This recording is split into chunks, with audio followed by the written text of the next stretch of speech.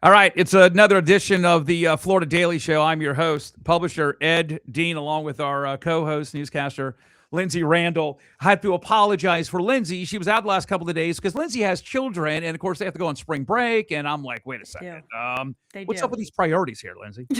I know, prioritizing your children over the Florida Daily Show. That's ridiculous. I know. I'm having a little fun with you, but anyway, we are set and ready to go on today's show. I want to talk a lot about Florida. I want to talk about the gas prices have gone up, the fastest increase in 30 years. Okay? Jump. And it's happened. You got some speculation that it's only going to be temporary. Some believe it's going to go long. I think the White House thinks it's going to go a lot longer. I want to talk about that. And is this going to get worse? And then I want to talk about the politics behind all this. How will Floridians, how will they adapt to gasoline prices? Could this hurt the GOP? Democrats are going to exploit this issue, Lindsay. I get it. I mean, they're hypocrites on this issue when it comes to gasoline prices and high prices overall. We know they're hypocrites. JD Vance, I've got several of these clips I want to play for you on today's show with our panel coming up in a couple of moments. You know, I think it's one of these where it's going to be about messaging. It's like, okay, we got into a fight, and both are guilty, but both are wrong. But you're going to try to, one got bruised up a little bit more than the other, and that's going to somehow validate that, okay, it really wasn't your fault in the fight. I mean, gasoline prices were at $4.50 a gallon here in the state of Florida in 2022, going to 2023. Now it's $3.77. It could go over $4 a gallon. And I think the messaging from the GOP is, hey, Biden's done. Not even the Democrats going to come back and talk to Biden anymore. We broke it, we fix it, we own it, and it's all about messaging, Lindsay. Oh, completely agree. I mean, could Biden even string a sentence together these days? We haven't seen him in a long time. Poor thing. I actually feel kind of bad for him. Yeah, but we're still going to try to blame Biden on gas prices. Yeah, that's dead in the water. I feel like that's old news. We need to actually have talking points for this on our side. But frankly, I'm frustrated at, just as an American with these increases. I got to go. I have about a quarter tank left in my gas tank. I paid $3.78 last week, so I got to go fill up again. I'm already a little nervous about that. Ed, what do you think? How long is this going to last? By the way, that's a great point. I know I'm ticked off about the gasoline prices as well, but here's the other question. You remember the whole EV thing? Yeah. It was kind of funny. We covered this. You were on our radio show. And by the way, just for FYI, the Ed Dean radio show, which is the biggest thing in the state, all over the markets, we broadcast out of the flagship station, WBOB, 6 to 9 in the mornings. You can download the app. Listen to us on your cell phones at WBOB.com. Nice plug there. But we're in, markets all the way down to Florida, Naples, Tallahassee, all over the place. And I was thinking about this whole gasoline price thing, and you just mentioned it. I'm not happy with it. And the question is how long will voters be happy or not happy? I mean, the MAGA base is going to, I don't buy anything that's going to split the MAGA base. I'm a free market conservative. I align myself with some of their views, and they probably align with me. But when I play one of these clips coming up, it's like this could have, Christine Anderson, for those of you coming up, she is a well-known GOP pollster. She says that among the MAGA base, now the overall Americans, hey, let's take out the nukes. I get it. But, I'm always curious about the MAGA base out there and the polling numbers. I don't think anything's splitting the polling numbers out there. And either that's a good thing or that's a bad thing. She says, and we're going to play these clips in a few moments. She says, according to the poll numbers, you could have John McCain or Mitt Romney or George Bush, or their numbers would be down. But because it's Trump, the numbers are up. Now, that's good for the president and his base, but what does that say about the issue? Right. Yeah. We live in very interesting, strange times. There's so many people that are talking out there from Twitter or X and all the news, your show. I mean, there's infinite places to get news, and you kind of wonder, like, what is the actual truth? And I think that's what the show really wants to drill down and get to. I think I'm frustrated because there's a lot of bloviating, and I just want this to be fixed. I think that's why the MAGA base put President Trump as the president again. And so, what are they going to do? How are they going to decrease this? Because it's not just at the gasoline pump that you're going to be paying for this. That trickles down to all the prices, all the costs, your Amazon goods, your grocery store Exactly. bills, like all that stuff is going to be affected. So, and that sometimes takes time. So it's not going to happen overnight, but we're all feeling inflation. We're all feeling that cost. And that's only going to, those costs are only going to increase. People are going to get poorer. People are going to get more angry. People are going to get more frustrated, and we're going to be a poorer country because of it. So, you know, I'm not like a doomsday person by any means, but at the same time, this needs to be fixed and fixed very quickly, in my opinion, or else the midterms, I think, are going to be, the Democrats are going to sweep at the federal level, the House and the Senate. Yeah, I think you just nailed it. And remember, Trump was winning on the polling numbers. On the He issue was. now, the affordability, you've got the big dome like the House, and inside the House, okay, inflation numbers are still the personal consumption expenditures by consumers is still up higher than we've seen. A little bit has to do with tariffs and things like that. But the bottom line is, I think when you talk to people, you forget about Biden, as bad as a president as he was. It's, where were the numbers when Trump came in and he was winning on the affordability issue? Even majority of Americans around that 50% were like, hey, we want to give him credit. Gasoline prices have gone down. It doesn't matter. I'm going to get to the clips, all of this. To me, it doesn't matter about the whole Biden spin. It's about who is the president today. Yep. Obama tried to pull that stunt with W. Didn't work. No, it didn't work. Drove the car into the ditch. And then 2 years later, the Republicans shellacked it, but it just didn't sell. So no, it didn't sell, and it's just tiresome at this point.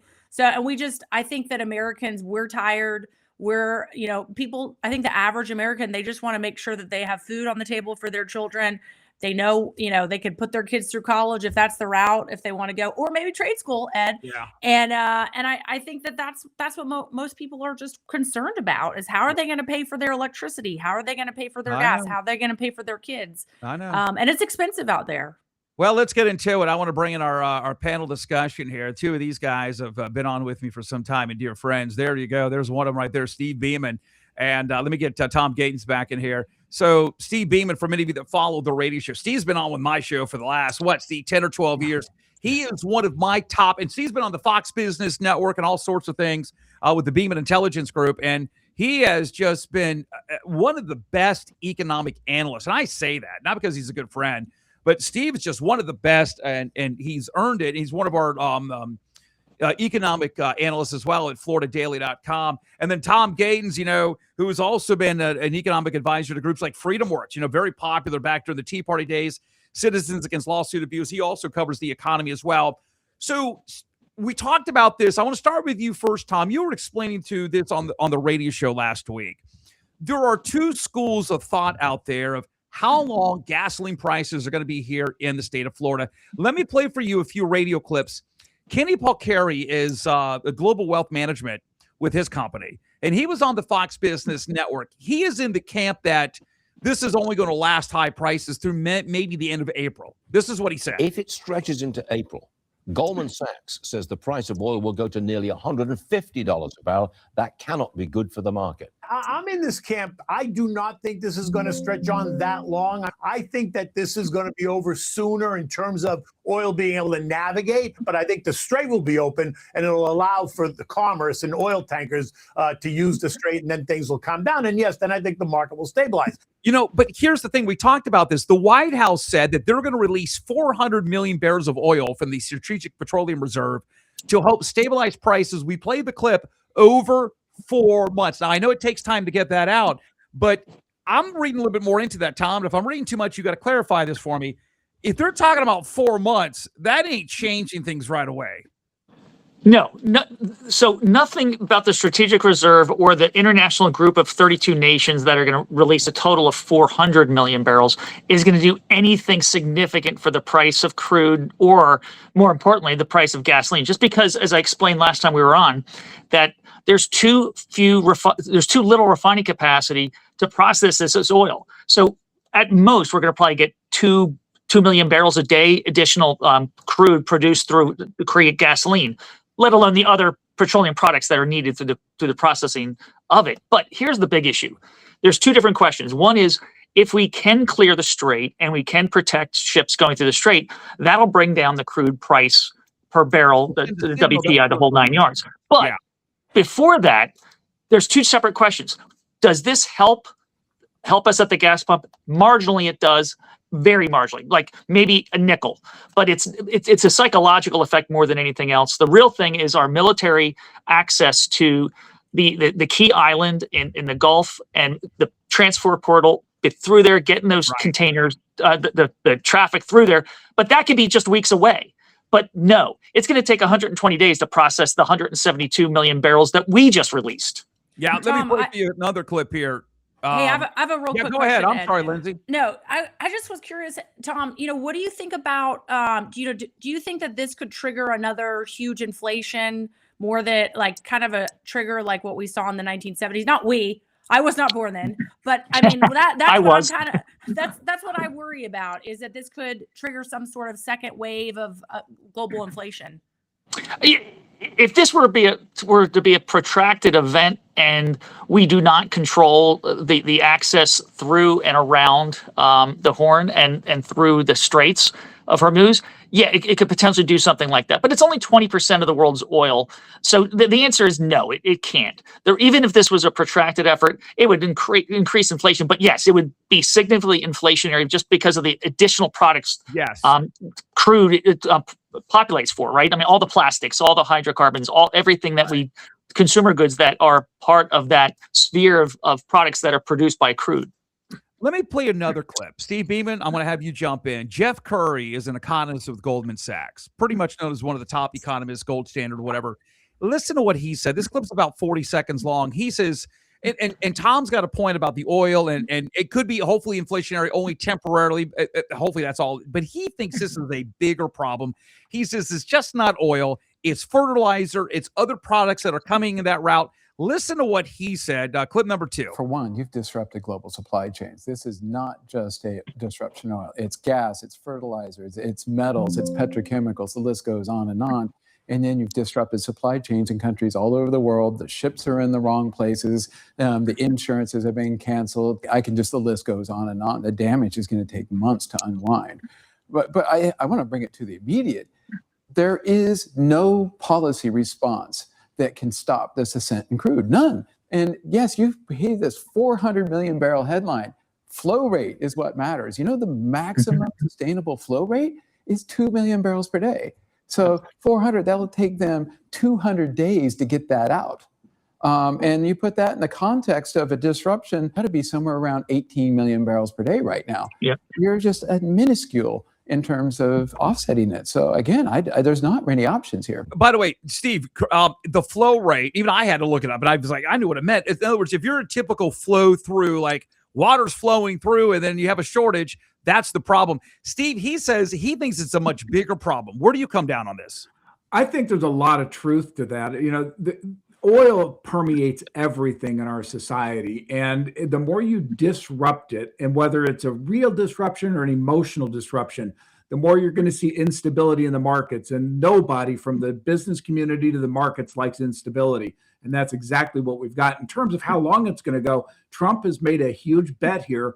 If he gets out of this quickly with victory, and I think more and more victory has to be regime change, he's going to go down as one of the greatest presidents ever, because we will see a boom in the Middle East. But if this drags on, God help him. Yeah, but hold on. But Steve, follow me for a second.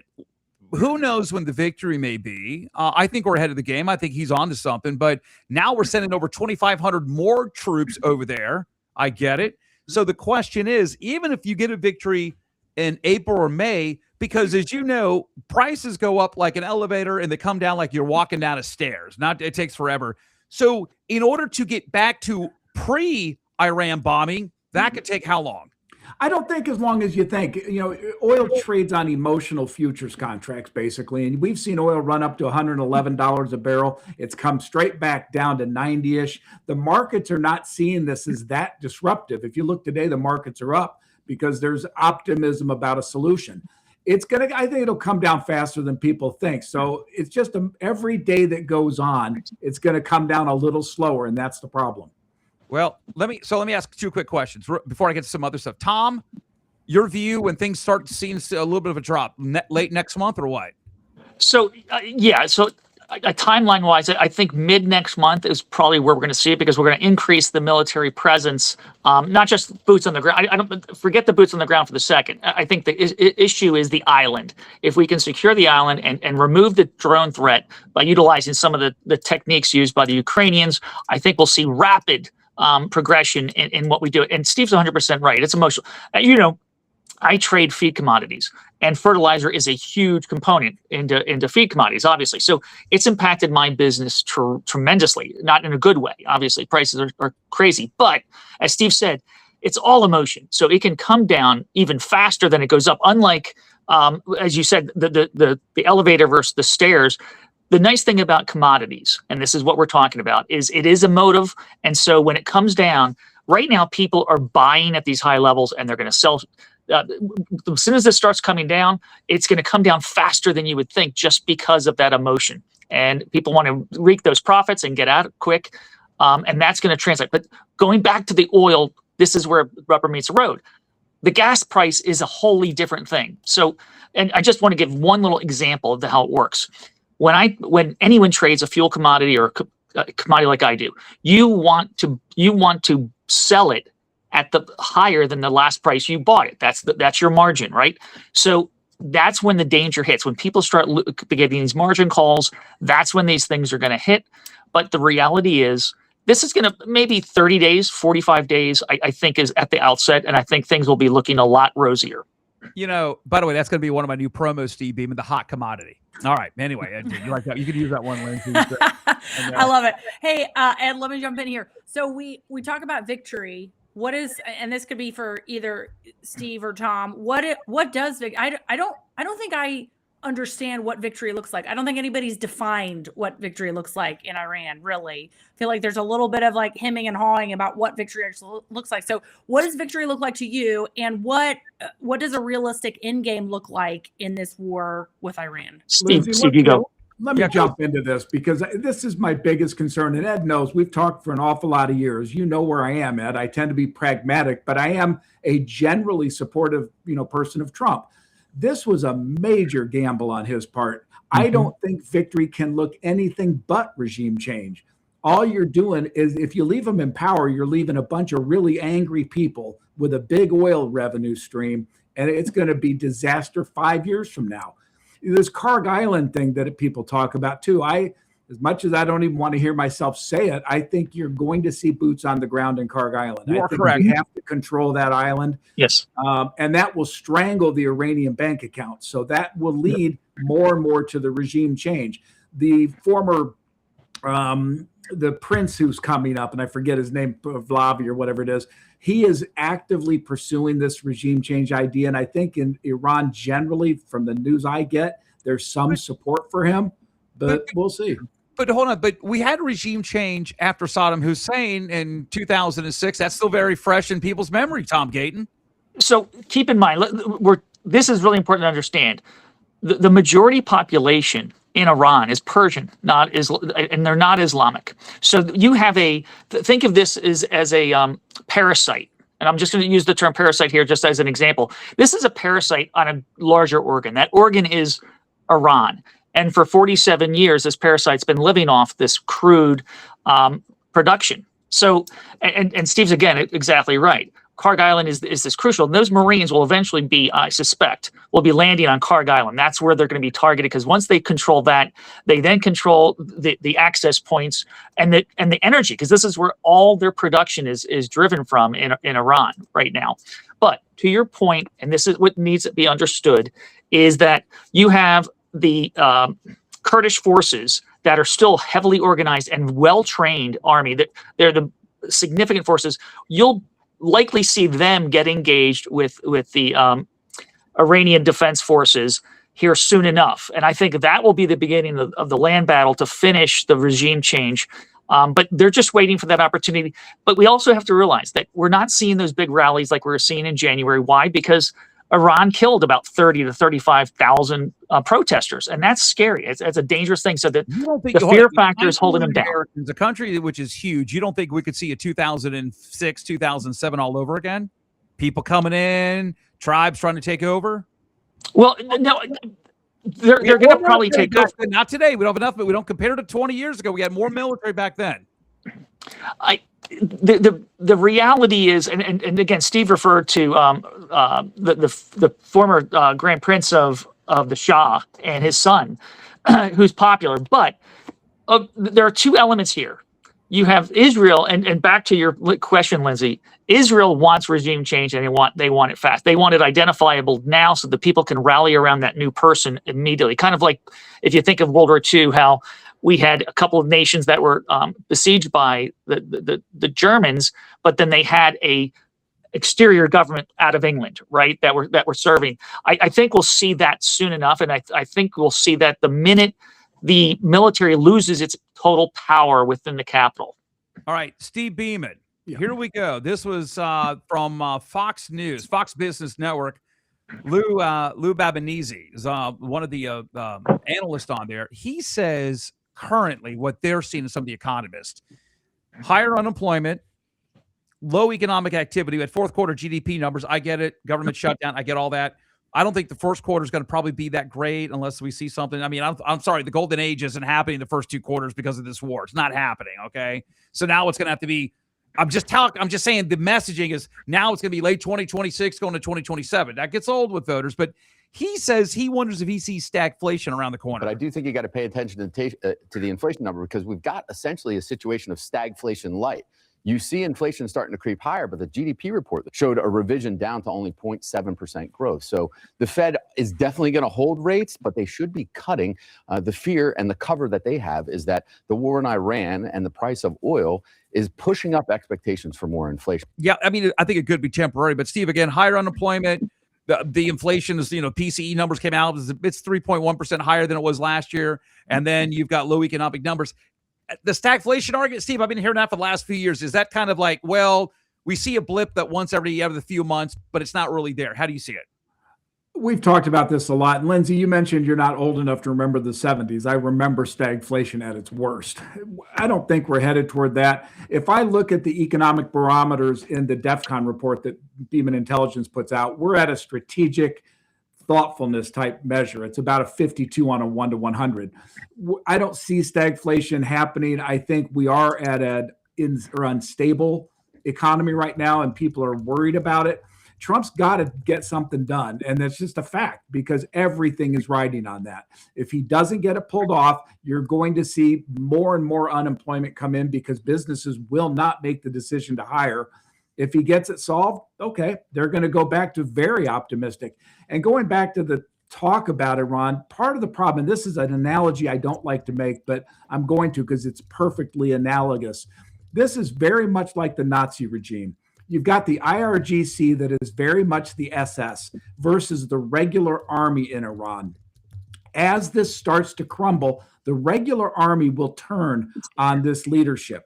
Yes. There's very little question about that, but you're going to have to root out their IRGC components, because as we denazify Germany after the war, we're going to have to delegitimize that entire philosophy in order to get any stability in Iran. Lindsay, I've said this several times, that theoretically messing up the Middle East could be a good thing. Israel, because Israel's not looking to take over countries, the cabal, the Zionists, it's kind of an interesting conversation. But anyway, they're not there. They only go in Gaza when they've been attacked. They're just trying to defend themselves. Okay. But theoretically, it sounds great. Put some Western style American democracy in there. And from what I've realized by having people like Tom and Steve who follow this, and for years as a reporter, it's like they know about Western style democracy. Why do you not think that the Iranian people don't want the younger people watching MTV and HBO and VH1 or whatever? Because they know about Western style democracy. They just choose not to embrace it, Lindsay. That's the bottom. So theoretically it'd be great, but theoretically that sounds good. Putting it on paper and boots to the ground, no pun intended, it's a different story. I completely agree. I mean, I think that's one of the reasons why Trump won in such a landslide victory the second time around. Well, really the third time around. And that was because Got that one, right? that's because, for me, one of the things that was really big was I don't want to get entangled in all these foreign affairs and foreign governments when we all have so many problems here in the United States. I think a lot of people my age still remember what happened, like you were referring to, Ed, in Iraq and then Afghanistan, the bill of goods that we were sold, and not even intentionally, but we got bad intelligence. And I don't know if those were some of our, just foreign actors or some people internally. I don't want to make any speculation there. However, it really concerns me that we're trying to impose our traditions in the West on these countries that really, if they want it for themselves, then they can go get it.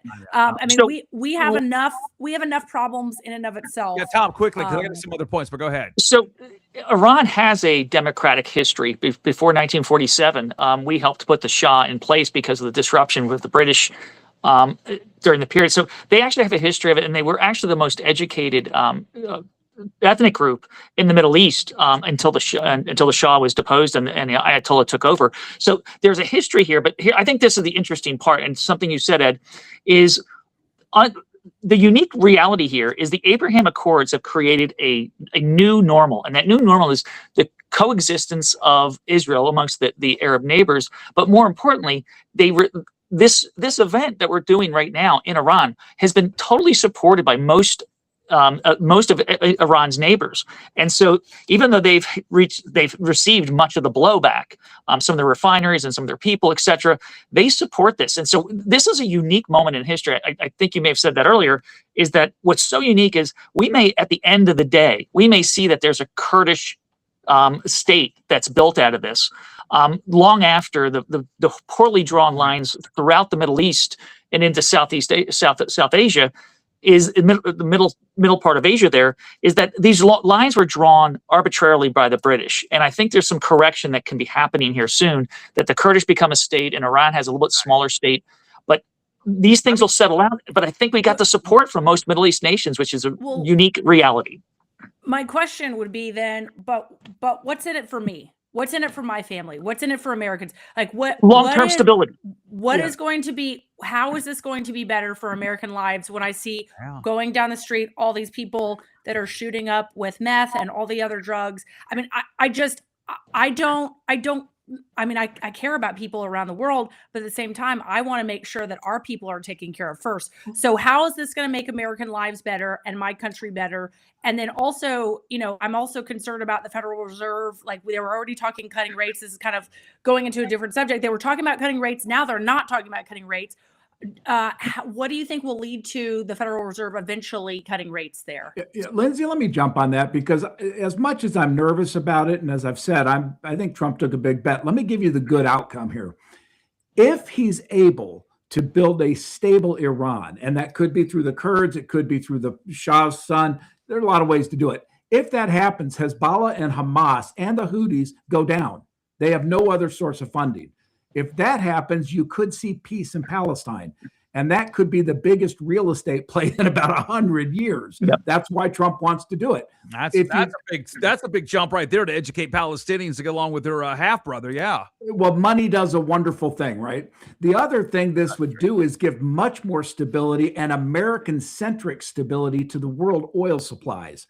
If we control Kharg Island and we control the Straits, in effect, we control all the oil choke points in the world.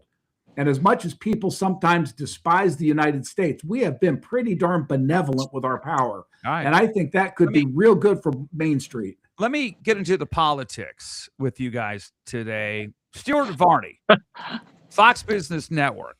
Hey, what's, like Lindsay said a few moments ago, the end game? Democrats will exploit this, duh. And what happens if gasoline gets above $4 a gallon? Here's the clip. Iranian drones and missiles have scared the world's oil tanker operators from sailing through the Straits of Hormuz. 20% of the world's oil is bottled up in the Gulf. The price of oil, again, close to $100 a barrel. The price of gas, perilously close to $4 a gallon. That is not good. Now, this is a real problem. Because if all that oil stays in the Gulf into April, you're looking at oil well over $100 a barrel and gas well over $4 a gallon. That will give the Democrats a lot of ammunition. They know the public doesn't want a long war, and they know that $4 gas undermines affordability. They see the war as an issue to be exploited. Now, let me couple that clip with Vice President J.D. Vance, where now it's Biden. And I'm like, wow, how does Biden come into the mix? Listen to the clip by the current vice president. All this conversation happens where Joe Biden left us in a terrible situation. And the reason why gas prices are where they are today is because of Donald Trump's work to get them lower, because in the Biden administration, they were crazy high. The gas prices we're seeing today are nothing like what we saw at the peak of the Biden administration, because the president has set us up for energy dominance. So, Steve, let me start with you. Yes, here in the state of Florida, gasoline prices over $4.50 going into 2022, 2023. Some parts of the state up around $4.70, $4.80. Here's the thing.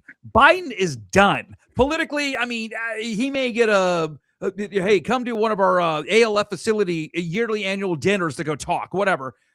Yeah. So anyway, that may end up happening, but this is where I'm getting at. We own it. Conservatives own it. Trump owns the economy. He's even said so. By trying to mix in Biden's name, all I'm just saying, this is about messaging. And the messaging is you can't keep blaming Biden, probably one of the worst presidents, but you can't keep blaming Biden on this. Democrats are going to exploit it. We know Democrats are hypocrites, Steve, but to sit back and say, oh, it was your mom. No, it was like you're in a kindergarten. No, it's your mom. No, it's your mom.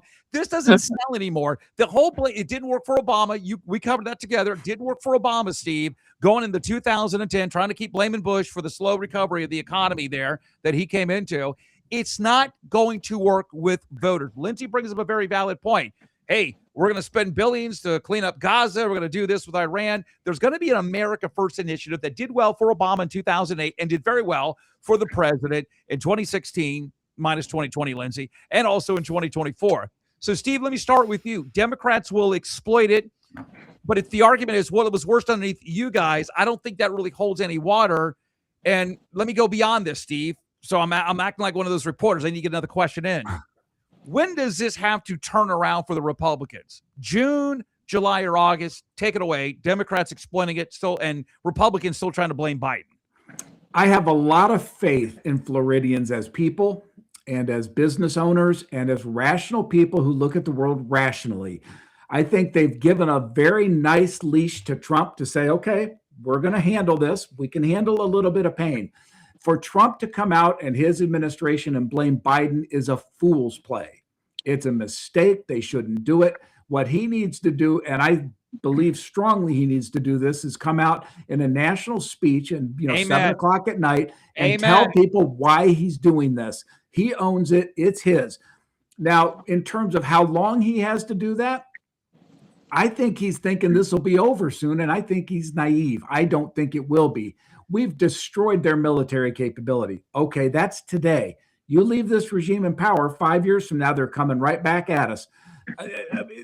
He's got a real dilemma here, but I think he has no more than maybe 3 months to put this together. And they better start clearly messaging it that this was done for America. It's in our interest. Lindsay, to your point, what's in it for me? And he's got to help the people in Florida understand that, yes, there was a benefit to this short-term game, but it's coming to an end. Well, otherwise, the midterms are toast. Well said.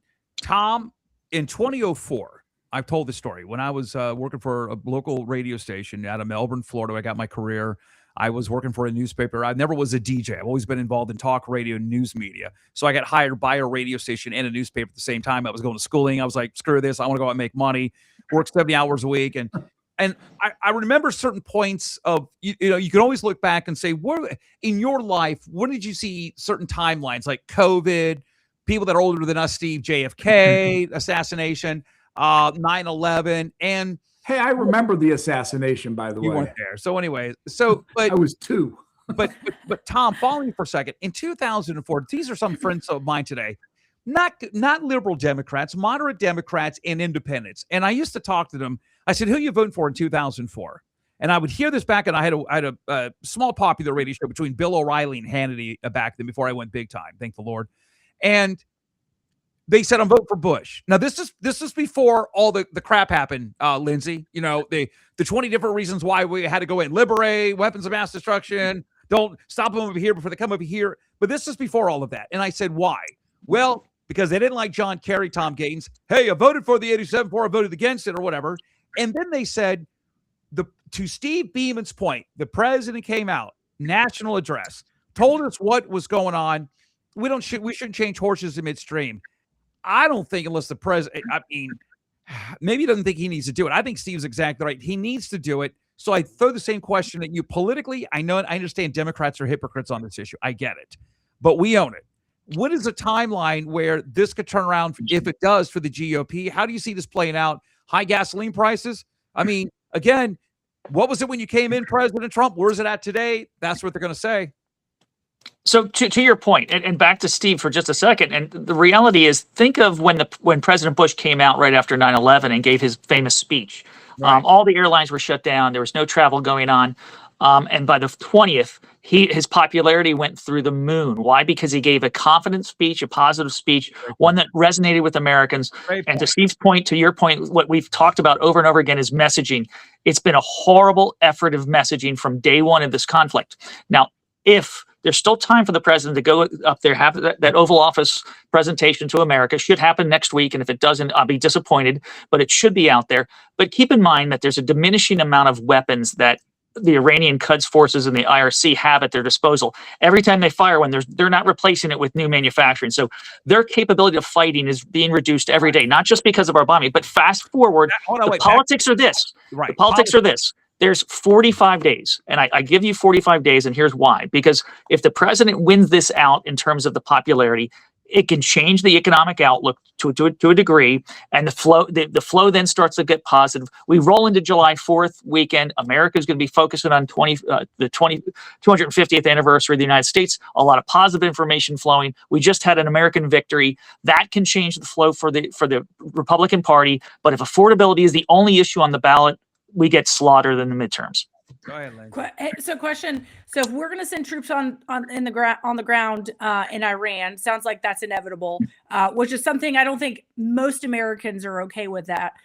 However, if we're going to do it, who else is sending troops? Is Israel sending troops? I don't think Great Britain, they don't want to be entangled in this. So I think Israel, they've been the ones that they have a lot to gain from this, a lot. So are they going to be sending troops as well? And who else in the Middle East are going to be sending troops? Because I don't think it should just be the answer is absolutely not on Israel sending troops. That would be a sacrilege to the entire Islamic community. You seriously believe that? Yeah, I do. And I think it's an emotional issue there that you can't fight. What's going to happen is our special forces. Why is it an emotional issue? Because the Islamic country right now and the Jewish people do not like each other. I get that, but I would stop. Steve, hold on. I understand where you're coming from, but they're the ones that want full regime change, which I get it. You don't think they would put boots on the ground? No, I think Trump would prevent them from doing it because you'd lose Saudi Arabia, UAE, and Qatar. If the U.S. sends special forces to Kharg Island, we have more than enough to take care of that. So then why do we have to spend, I'm sorry, but why do we have to shed our guys' blood? I don't want to lose any of our soldiers, and we already have. Because I want the United States, Lindsay, to control global oil supplies. I understand, but then why doesn't anyone else help us? Because we don't need them. And if we can control it unilaterally, why wouldn't we? Well, let me add a piece here. Maybe. So the island's a very small island. 2,500 troops is a stepping stone to controlling that island. But as I said earlier, up in the north, the Kurds forces are very well equipped, and they can start moving down towards Tehran, and they can provide that backup. Now, let me play another clip. Steve, this is a good one. Electric vehicles.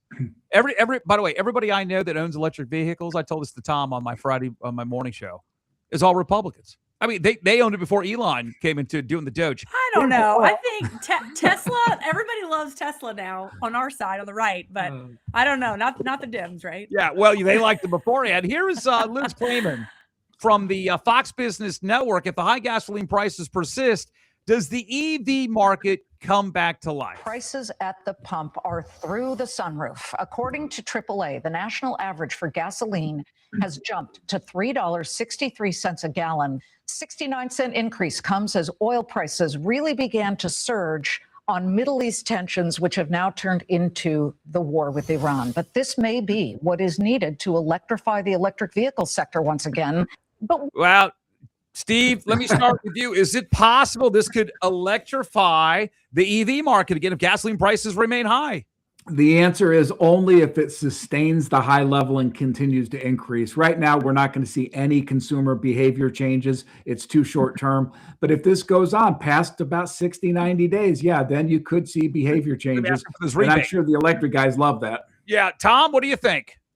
I agree, but I think the economics still don't weigh out in people's advantage on that. I mean, the depreciation's crazy high from the beginning. The cost of insurance is crazy high, 10 to 20% higher than a gas engine vehicle. The reality is, I think people are coming to the realization, and more importantly, the manufacturers are. They're dropping their EV production significantly, and I don't think this is going to change that. All right, Lindsay was hoping to get that $7,500, bump it up to the tax credit. Listen, great. I'd love a new Tesla. That'd be wonderful. Me, I would tell you this right now. I could talk to you guys, which I will probably next week. I could talk to you for another hour on economics. Well, let's keep going. And I'm with you. And I mean, MAGA populism versus free market conservatism. It's not always the same as well. But Steve Beaman, who comes on with me every week, so does Tom on the radio show, and Steve Beaman, of course, with the Beaman Intelligence Group. Steve's one of the smartest guys, and Tom can talk about anything. Tom has worked with a lot of these groups like FreedomWorks. Sometime I'll share with you the many mistakes I've made in my life. Yeah. So anyway, Steve Beaman, Tom Gaitens, I'm glad you guys came on today. Great to be on, everybody. Lindsay, right. it's good to see you. Y'all too. Yeah. So, Lindsay, man, what a lot to digest. I know. That was a fun discussion. I loved it. Yeah, two of those guys, I like it. You asked some interesting questions. It's not anti-Semitic, by the way, to ask these questions. I am a big fan of supporting biblically as well the state of Israel. But then again, the state of Israel is not the most conservative country there is. Let's be honest out here. But I support them to defend themselves. I want to remind everybody, it's just me. Israel does not have a habit of invading countries. Just point that out.